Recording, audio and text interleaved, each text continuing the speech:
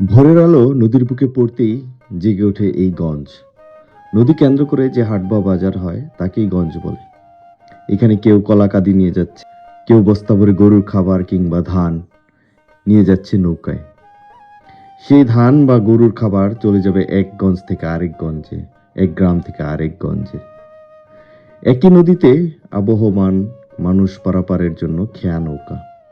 আজকাল আধুনিকতার ছোঁয়ায় খেয়ায় লেগেছে অন্য মেশিন। আগে ছিল দাঁড় কিংবা বৈঠা পাওয়া খেওয়া, কিন্তু এখন সেই খেয়া হয়ে গেছে মেশিনের খেয়া। এতে মানুষের জীবনযাপন অনেকটাই সহজ হয়েছে। চিরাচরিত এই বাংলায় আধুনিকতার ছোঁয়া। বেশ, এভাবে এগিয়ে যাচ্ছে মানব সভ্যতা। সেই খেয়া করে কেউ নিয়ে যাচ্ছে মোটরসাইকেল, কেউ নিয়ে যাচ্ছে কাঠ, কেউ সবজি, কেউ স্বপ্ন,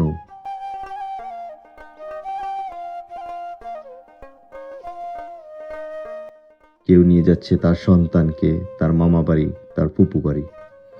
এই তো, এভাবেই চলছে এই নদী পাড়ের মানুষের জীবনযাত্রা। একটা খেয়া, একটা নৌকো, এখানে শুধু কিছু জীবন, কিছু যাত্রার কাহিনী নয়। এ মানুষের প্রতিদিনকার ঘটনা, মানুষের অভ্যাস।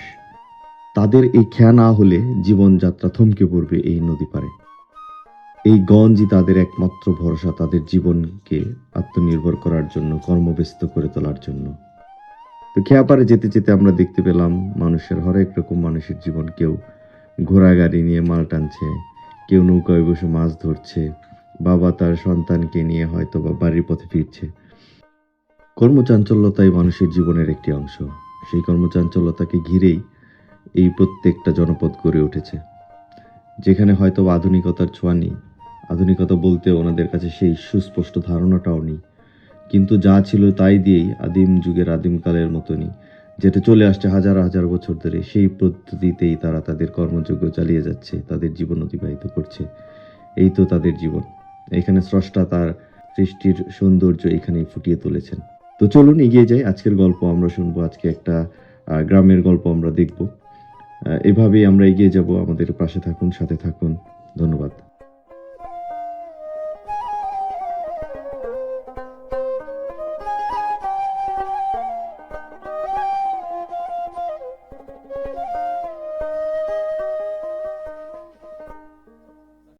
আজ রবিবার।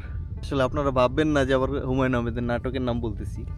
ভাবছিলাম যে আজকে একটু ঘুমাবো, কিন্তু আসলে মনটা আর মানলো না। ভাবলাম যে যাই, একটু ঘুরে আসি। তো ঘুরতে ঘুরতে আজকে এরকম একটা জায়গায় আসছি যেখানে আগে কখনো আসি নাই। আমি নিজেও জানি না আমি কোথায় আসছি, যাওয়া জায়গার নামও জানি না।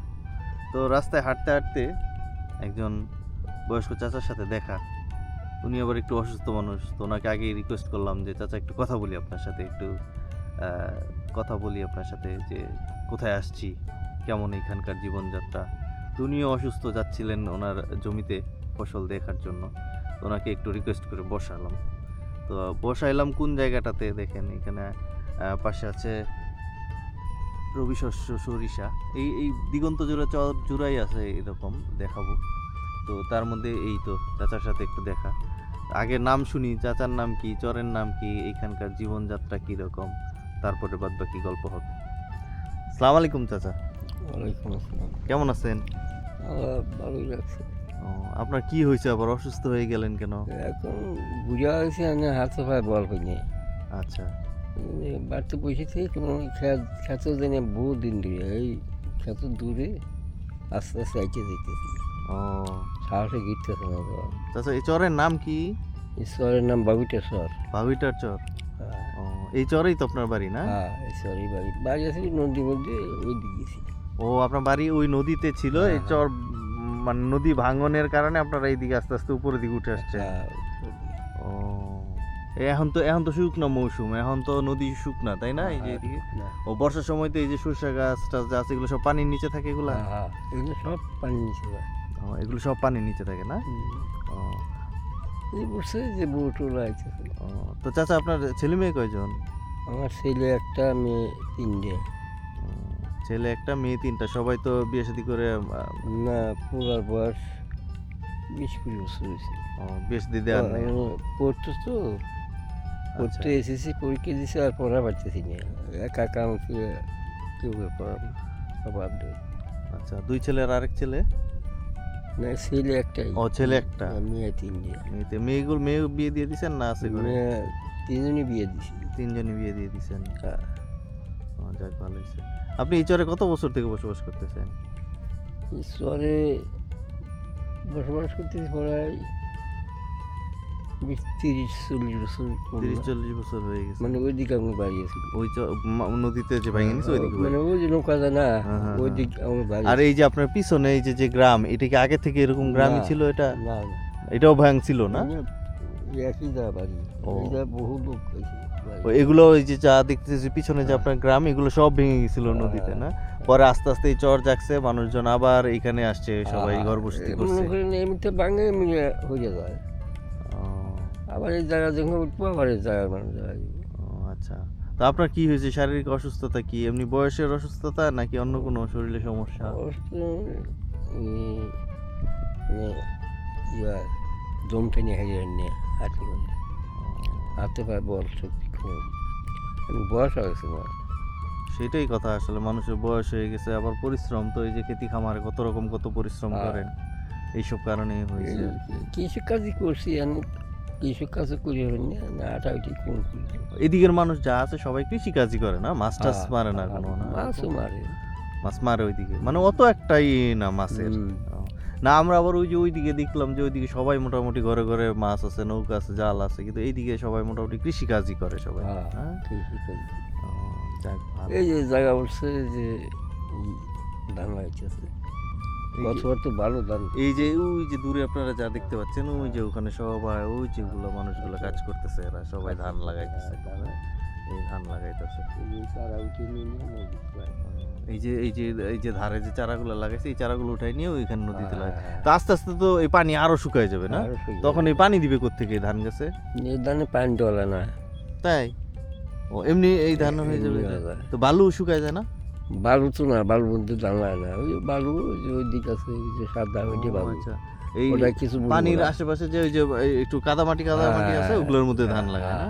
হ্যাঁ, ও, এগুলাতে আর কোনো আলাদা কোনো পানি দেওয়া লাগে না? না, যাক, আল্লাহর কি রহমত। এদিকে ওর ধানে পানি দেয় না। আল্লাহ যদি বৃষ্টি দিলে, পানি দিলে একটু ভালো হয়, পানি দিব কে রে? আপনাদের এই চরটার মধ্যে কি সব এরকম বালুর রাস্তা, কাঁচা রাস্তা না পাকা রাস্তাও আছে? কাঁচা রাস্তা, সব কাঁচা রাস্তা না, এখানে কোনো পাকা রাস্তা না? পাকা রাস্তা নাই।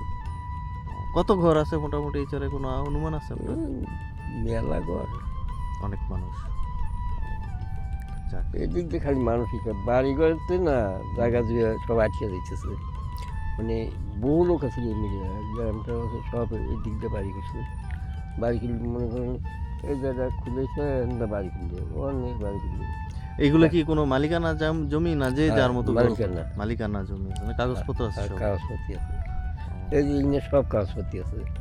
ও, যাক। সব এই উঠলে যার যার জমি যে ফসল লাগাইতেছে, তো আপনি লাগালেন, ক্ষেতের অংশ দিয়ে দেবেন। আবার এরকম। কত খেতারাও লাগায় হুম, এইরকম, এরকম। কিন্তু রেকর্ডের জমি। হুম। চলেন চাচা, হাঁটি। আপনি কোথায় যাবেন? আপনার আর সময় বেশি নিব না, আপনিও ব্যস্ত মানুষ, আমরাও একটু গ্রামটা ঘুরি, একটু ঘুরে টুরে দেখি, ঘুরে দেখতে দেখতে দেখি আর কি দেখা যায়, আরও এরকম আপনার মতো আরও দুইজনের সাথে কথা বলা যায় নাকি, তারপরে আর কি। কচি কাচার লাটিম খেলা, এই যে লাটিম খেলা দেখতেছে এখানে। মারো দেখি, ঘুরাইতে পারো? ঘুরাও দেখি। কই কি হইল? হ্যাঁ?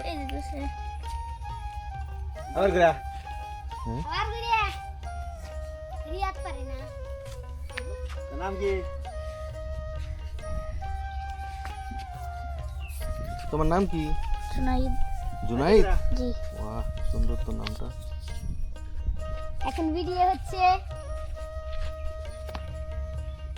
ও, হাতে নিতে পারো? হ্যাঁ। কই নাও তো। আপনি সুক্কা হাল। চুক্কা হাল বলে কি রে? দেখি কত চুক্কা। তোমার নাম কি? আমার নাম নুরুল্লাহ হাসান। নুরুল হাসান। তোমার লাটিম কই?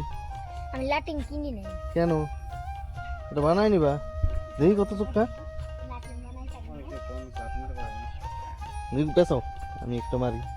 পারি নাকি, ভুলে গেছি তো। কোন ক্লাসে পড়ো তোমরা? আমি সাথে করি। তুমি টুতে? তুমি?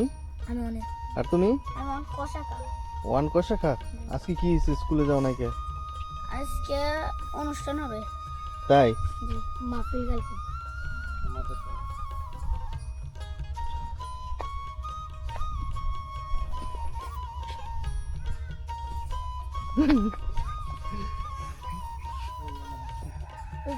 ইটা বড় আল বড় ওরে বাবা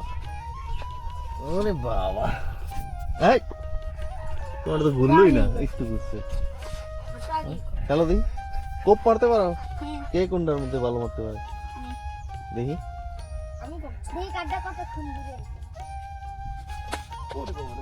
এটা এখনই আমার চোখে ঢুকে দিত যা শৈশবটা হয়তো তখন খুব সাধারণ মনে হয়, কিন্তু সেটাই আমাদের জীবনের ভিত গড়ে দেয়। খোলা আকাশ, ছোট হাসি, মায়ের ডাক, এই স্মৃতিগুলোই বড় হয়ে আমাদের সাহস দেয়। জীবনের ক্লান্ত মুহূর্তে হঠাৎ কোনো গন্ধ, কোনো শব্দ আমাদের ফিরিয়ে নেয় সেই শৈশবে। সেই স্মৃতিই তখন শক্তি হয়ে দাঁড়ায়। বার্ধক্যে এসে মানুষ বড় কিছু চায় না। সুখ মানে হয় শান্ত বিকেল, পরিচিত মুখ, আর মনে রাখা কিছু ভালো দিন। শেষ বয়সে বুঝি সবচেয়ে দামি সম্পদ টাকা নয়, ভালোবাসায় ভরা স্মৃতি। মানিকগঞ্জ হ্যাঁ তাই সর্বনাশ দেখি মাল তো উঠতেছে না ও এই কথা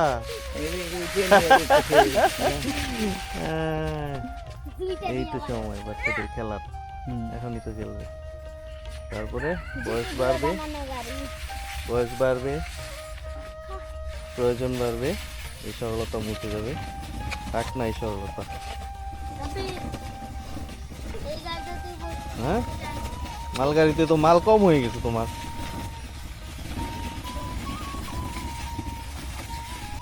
খেলনার মালগাড়ি থেকে সত্যিকারের মালগাড়ি আসলে এই চরে তো আর যন্ত্রচালিত গাড়ি সম্ভব না তাই হচ্ছে এই প্রাকৃতিক মালগাড়ি ভালোই খারাপ না এই ধুলার রাস্তায় গাড়ি চলাচল আরো বিপজ্জনক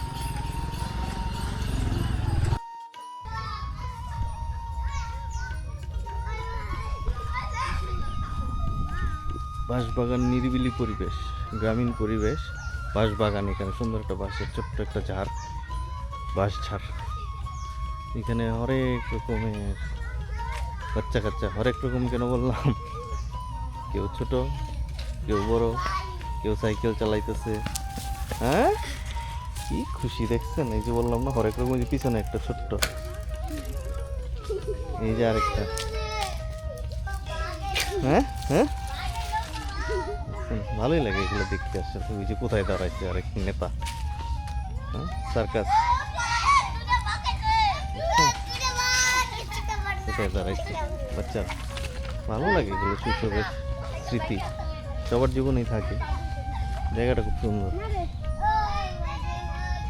সামনে নাকি একটা হাট আছে ওই হাটটাই দেখার জন্য যাচ্ছিলাম যেতে যেতে এই রাস্তার পাশে বাচ্চাদের খেলা দেখে একটু দাঁড়ালাম সবাই আসলে বাচ্চা কাচ্চা দেখলে সবাই একটু ভালো লাগে একটু মনটা একটু অন্যরকম হয়ে যায় এই আর কি ওদের খেলা আজকে স্কুল বন্ধ স্কুলে নাকি কি প্রোগ্রাম আছে সেই জন্য সবাই খেলায় মেতে উঠছে ছুটি ছাটা পাইলে যাওয়া হয় আর এইদিকে শীতের দাপটও অতটা নাই যার কারণে সবাই মোটামুটি কমফোর্টেবল ওকে সামনে আগাই কথা হবে দিনের শেষে গ্রামের উঠানটা নীরব হয়ে যায়। লাউয়ের মাচায় ঝুলে থাকে সবুজ স্বপ্ন, পাশে থাকে গরুর জোড়া, কিন্তু বসে থাকার সময় কারোরই। গ্রামের বধূ গোবর ঘাটে পরিত্যক্ত জমিতে, চোখে জমে থাকে অচেনা শূন্যতা, কারণ আজও কেউ বাড়ি ফেরেনি। সে ফিরবে না মাঠ থেকে, ফিরবে না নদী থেকেও। জীবিকার সন্ধানে গ্রামের মানুষ আজ বেরিয়ে পড়েছে অন্য কোথাও, দূরের শহর, অজানা কাজ, কঠিন বাস্তবতার পথে। এই গ্রাম আর তাদের কর্মস্থল নয়, এই গ্রাম শুধু অপেক্ষার নাম। মা অপেক্ষা করে, স্ত্রী অপেক্ষা করে, সন্তান অপেক্ষা করে উঠান, গাছ। ক্লান্ত শরীর নিয়ে দিন শেষে তারা ফিরে আসে না, ফিরে আসে কেবল স্মৃতি, আর স্মৃতির ভেতরেই বেঁচে থাকে এই গ্রাম। শহরে তারা শ্রমিক, কিন্তু গ্রামে তারা ছিল মানুষ। এই বেদনার নামই গ্রামের নিঃশব্দ বাস্তবতা।